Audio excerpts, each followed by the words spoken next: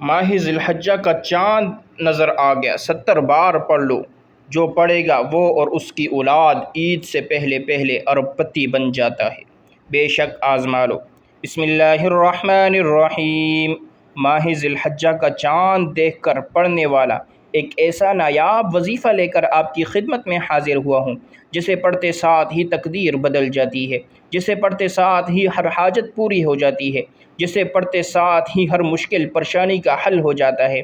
یہ ایسا مجرب وظیفہ ہے جسے پڑھتے ساتھ ہی اتنی دولت ملتی ہے، یقین مانے دولت رکھنے کی جگہ نہیں بچے گی۔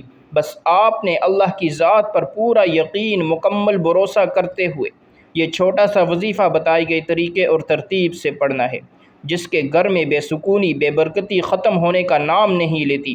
جو شخص در در کی ٹھوکروں سے تنگ آ چکا ہے، جو اپنی زندگی سے ہار چکا ہے، بالکل نا امید ہو چکا ہے، جو شخص کہتا ہے میں تو وظائف بھی پڑھتا ہوں، تسبیحات بھی پڑھتا ہوں، پڑھ پڑھ کر تھک چکا ہوں، لیکن مجھے آج تک کامیابی نہیں ملی، میری آج تک دعائیں قبول نہیں ہوئی، تو وہ شخص دنیا جہاں کے تمام کام چھوڑ کر ذی الحجہ کا چاند دیکھ کر یہ وظیفہ لازمی پڑھ لے۔ پھر وہ اپنی زندگی میں کامیابیوں کو آتا ہوا خود دیکھے گا۔ وہ جس کام میں ہاتھ ڈالے گا وہ کام فوراً ہو جائے گا، وہ جس چیز کی طرف دیکھے گا وہ اس کی ہو جائے گی۔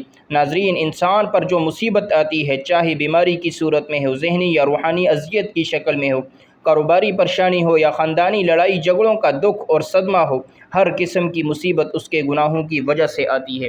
گناہوں کی بخشش کے لیے اللہ تعالیٰ سے معافی مانگنی چاہیے، کیونکہ اللہ تعالیٰ توبہ کرنے والوں سے محبت کرتا ہے اور اس کی پریشانیوں اور مصیبتوں کا ازالے کر کے اسے خوشحال بنا دیتا ہے۔ اس معاشرے میں ہمیں بہت سے لوگ ایسے بھی دکھائی دیتے ہیں جو تنگ دستی کی وجہ سے مشکلات کا شکار ہوتے ہیں، اور وہ اپنی تنگ دستی کے لیے مختلف راستے بھی اختیار کرتے ہیں۔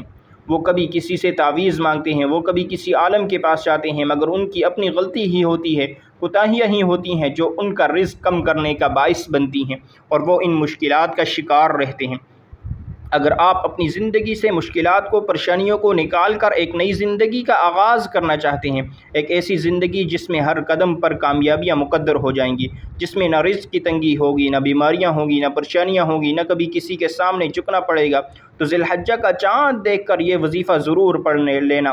اگر میرا بس چلتا تو میں آپ میں سے ہر ایک کو بازو سے پکڑ کر مصلی پر بٹھاتا اور کہتا آج کی مبارک رات یہ وظیفہ ضرور پڑھو، یہ رات بہت خاص ہے، یہ رات سال میں صرف ایک بار آتی ہے۔ ذی الحجہ کی پہلی رات اتنی برکت والی ہے کہ اس رات میں اللہ سے 1 لاکھ مانگو گے، اللہ پاک 70 لاکھ سے نوازے گا۔ جو بندہ اس بابرکت رات میں، عظمت والی رات میں، قبولیت کی گھڑیوں میں اس خاص عمل کو پڑھے گا تو یقین کریں اس کے معاملات بہتر نہیں بہترین ہو جائیں گے۔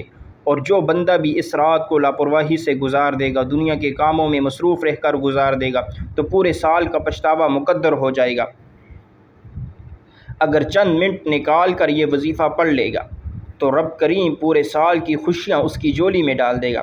بدبخت ہے، بدقسمت ہے وہ انسان جو آج چند منٹ نکال کر یہ وظیفہ نہیں پڑھے گا۔ آپ کو جو بھی کام ہے، آپ جو بھی کرنا چاہتے ہیں، آپ اپنی مرضی سے کر سکتے ہیں، لیکن آپ نے ذی الحجہ کا چاند دیکھ کر جو خاص وظیفہ میں آپ کو بتاؤں گا، آپ نے اس کو لازمی پڑھنا ہے۔ یاد رکھیے گا، یہ چند منٹ کا وظیفہ آپ نے لازمی پڑھنا ہے۔ یہ آج کا مجرب اور مستند عمل ہے، یہ ایک ایسا نایاب عمل ہے، ہر کوئی سینے کا راز نہیں بتاتا۔ آج وہ وظیفہ لے کر آیا ہوں جسے لاکھوں لوگوں کی حاجتیں، پریشانیاں دور ہو گئی ہیں، جس سے لاکھوں لوگوں نے فائدہ اٹھایا ہے۔ آج نصیب اور تقدیر بدلنے کا وقت ہے۔ یہ وقت ہاتھ سے نکل گیا تو پورے سال کا پچھتاوا مقدر ہو جائے گا۔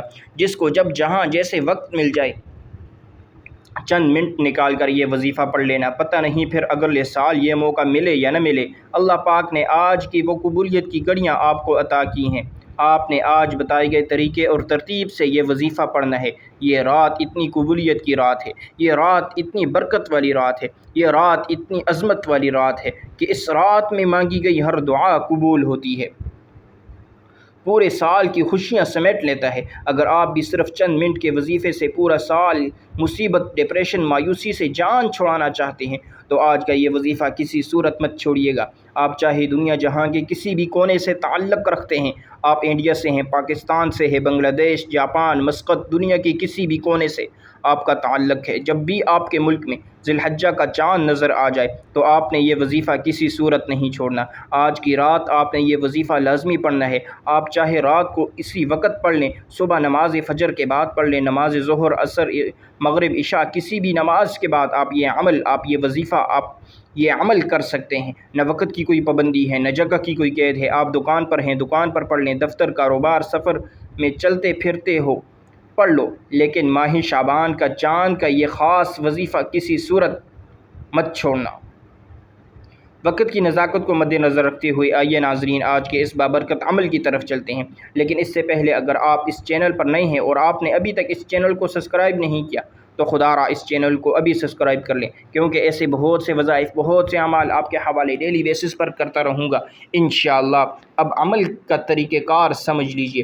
جب آپ ذی الحجہ کا چاند دیکھ لیں یا چاند کی خبر سن لیں تو باوضو مصلی پر بیٹھ کر یا چلتے پھرتے آپ نے سب سے پہلے نبی کریم صلی اللہ علیہ وسلم کی ذات پر 3 بار درود پاک پڑھنا ہے۔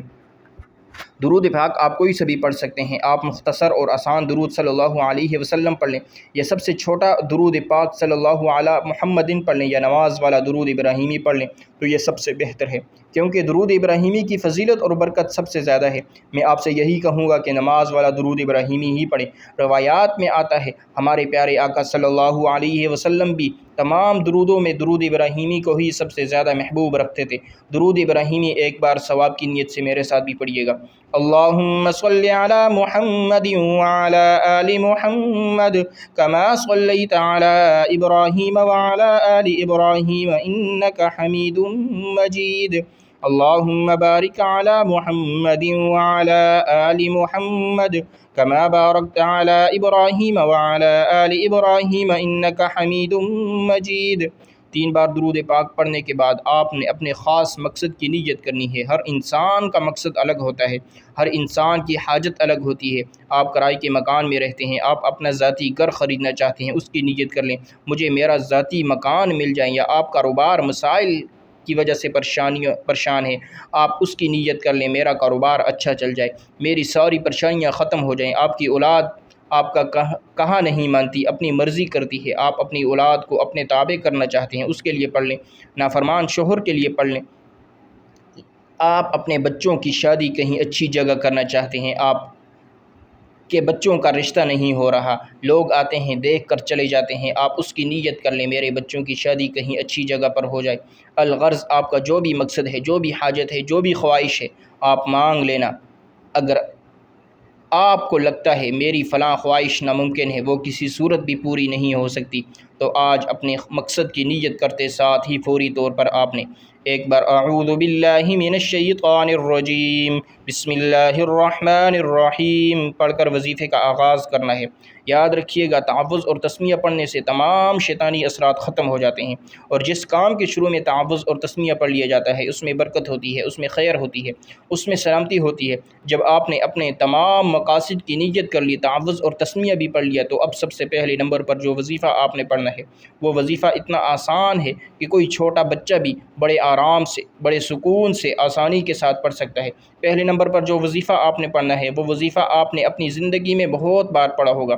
آپ نے یا مسبب الاسباب کو پڑھنا ہے۔ یا مسبب الاسباب کا مطلب کیا ہے؟ اے اسباب پیدا کرنے والی ذات، اگر آپ کی کوئی ایسی حاجات ہیں، خواہشات ہیں، مقاصد ہیں جو پورے نہیں ہوئے تو آج آپ یا مسبب الاسباب پڑھ کر اللہ سے اسباب مانگ لو۔ اگر آپ بے روزگار ہیں، روزگار کے اسباب مل جائیں گے، ہر حاجت، ہر خواہش ایسی پوری ہوگی جیسے پوری ہونے کا حق بنتا ہے۔ یا مسبب الاسباب پڑھنے سے اللہ آپ سے راضی ہو جائے گا، اور جب اللہ کسی سے راضی ہو جائے تو پھر اس کو نواز دیتا ہے۔ آج آپ بھی یا مسبب الاسباب کو پڑھ کر اللہ کو راضی کر لیں۔ آپ نے کیسے پڑھنا ہے اور کتنی بار پڑھنا ہے توجہ کیجیے گا۔ یا مسبب الاسباب، یا مسبب الاسباب، یا مسبب الاسباب، اس طرح سے آپ یا مسبب الاسباب کو اپنے ہاتھوں کی انگلیوں پر پڑھ لیں یا تسبیح کے دانوں پر پڑھ لیں۔ آپ نے صرف 21 بار پڑھنا ہے۔ صرف 21 بار یا مسبب الاسباب پڑھنے سے اللہ ایسے اسباب پیدا فرمائے گا۔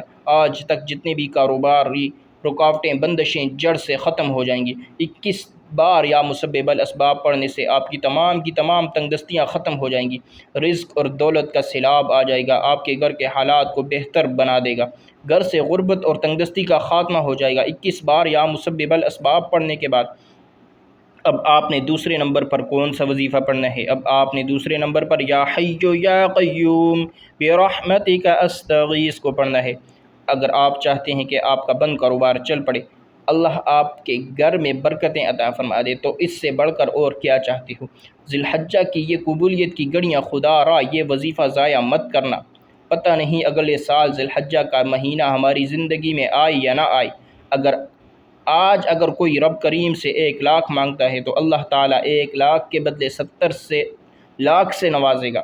آپ نے یا حی یا قیوم برحمتک استغیث کو کیسے پڑھنا ہے اور کتنی بار پڑھنا ہے؟ توجہ کیجیے گا۔ یا حی یا قیوم برحمتک استغیث، یا حی یا قیوم برحمتک استغیث، یا حی یا قیوم برحمتک استغیث۔ اس طرح سے آپ ہاتھوں کی انگلیوں پر پڑھ لیں یا تسبیح کے دانوں پر پڑھ لیں، آپ نے صرف 33 بار پڑھنا ہے۔ اللہ والے فرماتے ہیں یا حی یا قیوم اللہ تعالیٰ کا وہ اسم اعظم ہے جسے پڑھ کر اگر کوئی بندہ رب کریم سے جولی پھیلا کر جو مانگتا ہے، جیسا مانگتا ہے، جتنا مانگتا ہے، میرا رب اسے عطا کرتا ہے۔ آج اگر آپ 33 بار یا حی یا قیوم کو پڑھ کر اللہ رب العزت کے سامنے 33 حاجات کی نیت کر کے بیٹھیں گے تو میرا رب مصلی چھوڑنے سے پہلے عطا فرمائے گا۔ جب آپ 33 بار یا حی یا قیوم پڑھ لیں تو اب آپ نے آج کا تیسرا اور آخری وظیفہ، جس کے بغیر یہ عمل نامکمل ہے، جس کے بغیر یہ عمل مکمل ہو ہی نہیں سکتا، یہ عمل ریڑھ کی ہڈی ہے۔ آج آپ نے ایک قرآنی سورت کو پڑھنا ہے جسے دولت والی سورت بھی کہا جاتا ہے، اور یہ قرآن پاک کی سب سے چھوٹی سورت ہے، جسے دولت کا سرچشمہ کہا جاتا ہے، جسے کامیابی کا راز کہا جاتا ہے، جسے پڑھنے والا کبھی کسی کا محتاج نہیں رہتا۔ آپ نے تیسرے نمبر پر سورہ کوثر کو پڑھنا ہے۔ سورہ کوثر کی تلاوت سنیے گا۔ اعوذ باللہ من الشیطان الرجیم، بسم اللہ الرحمن الرحیم، انا اعطیناک الکوثر فصل لربک وانحر ان شانئک هو الابتر۔ سورہ کوثر کو اپنے ہاتھوں کی انگلیوں پر پڑھ لیں یا تسبیح کے دانوں پر پڑھ لیں، آپ نے صرف 70 بار پڑھنی ہے، اور جب آپ سورہ کوثر کی تلاوت کر رہے ہوں، آپ روتے ہوئے، تڑپتے ہوئے، سسکتے ہوئے، اللہ تعالیٰ کا شکر ادا کرتے ہوئے رب کعبہ سے مانگتے چلے جائیں۔ یقین کیجئے یہ ایسی صورت ہے جسے 70 بار پڑھنے سے اللہ تعالیٰ آپ کی نسلوں کو آباد کر دے گا۔ جن گناہوں کی پکڑ کی وجہ سے رب نے آپ کا رزق تنگ کیا ہے، آپ کے گھر میں پریشانیاں ہیں، فاقے ہیں، تنگدستیاں ہیں، اس سورہ مبارکہ کی فضیلت اور برکت سے ہر طرح کی پریشانیاں، ہر طرح کے گناہ، ہر طرح کی بندشیں ٹوٹ جائیں گی اور کامیابی آپ کا مقدر ہو جائے گی۔ جب آپ یہ 3 اعمال بتائے گئے طریقے اور ترتیب سے پڑھ لیں تو آخر میں نبی کریم صلی اللہ علیہ وسلم کی ذات مبارکہ پر 3 بار درود پاک لازمی پڑھیے گا، جو آپ نے عمل کے شروع میں پڑھا تھا۔ اب آپ کا عمل مکمل ہو گیا ہے۔ یاد رکھیے گا، جب آپ عمل شروع کریں تو آپ نے اپنے دل میں اپنی حاجات، مراد، جس کے لیے آپ یہ وظیفہ پڑھ رہے ہیں، جس مقصد کے لیے آپ یہ عمل کر رہے ہیں، اور جب آپ عمل مکمل کر لیں تو آخر میں آپ نے دعا ضرور مانگنی ہے۔ اپنی تمام پریشانیوں کے لیے، حاجتوں کے لیے، دکھ تکلیف کے لیے اللہ پاک سے رو کر، گڑ گڑا کر آپ نے دعا ضرور مانگنی ہے۔ اللہ پاک ضرور کرم فرمائیں گے۔ اللہ بہتر نہیں، بہترین سے نوازے گا انشاءاللہ۔ دعا ہے کہ اللہ تعالیٰ ان وظائف کی بدولت ہماری تمام مشکلات، پریشانیاں اور رزق کی تنگی کو دور فرمائے اور ہمارے لیے آسانیاں پیدا فرمائے، آمین۔ اللہ تعالیٰ ہم سب کا حامی و ناصر ہو۔ معزز سامعین کرام، اپنے رزق میں برکت اور وسعت کے لیے اللہ تعالیٰ کے 99 ناموں میں سے کوئی ایک نام کمنٹ باکس میں لازمی لکھیے گا۔ ویڈیو کو صدقہ جاریہ سمجھ کر اپنے تمام دوستوں کے ساتھ لازمی شیئر کیجیے گا۔ جزاک اللہ۔